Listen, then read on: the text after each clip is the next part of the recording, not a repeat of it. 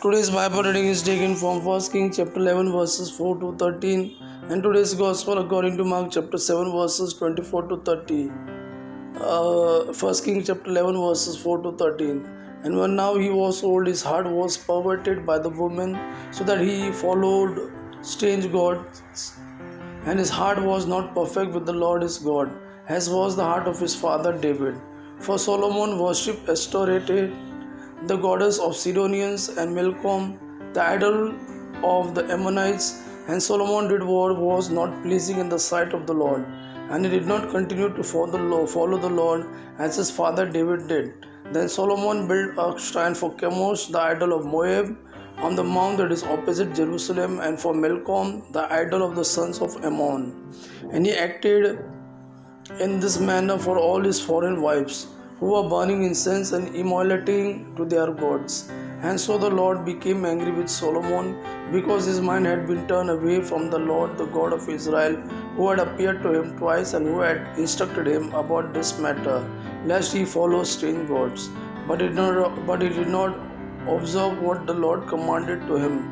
And so the Lord said to Solomon, because you have this with you, and because you have not kept my covenant and my precepts which I commanded to you, I will tear apart your kingdom and will give it to your servant. Yet truly I will not do it in your days for the sake of your father David. From the hand of your son I will tear it away. Neither will I take away the whole kingdom. Instead I will grant one tribe to your son for the sake of David my servant and Jerusalem which I have chosen. Today's Gospel according to Mark chapter 7 verses 24 to 30.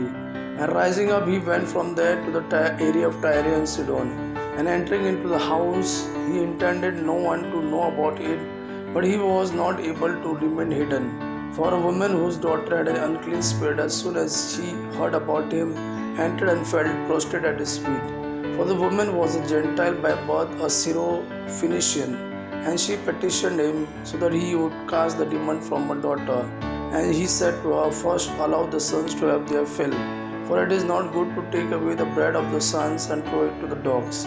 But she responded by saying to him, certainly, Lord, yet the young dogs also eat under the table from the crumbs of the children.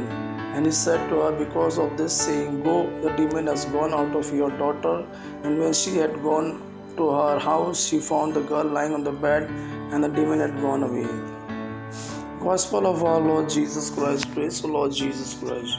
May God our Father and His Son Jesus fill you with His mercy, peace and love. Amen.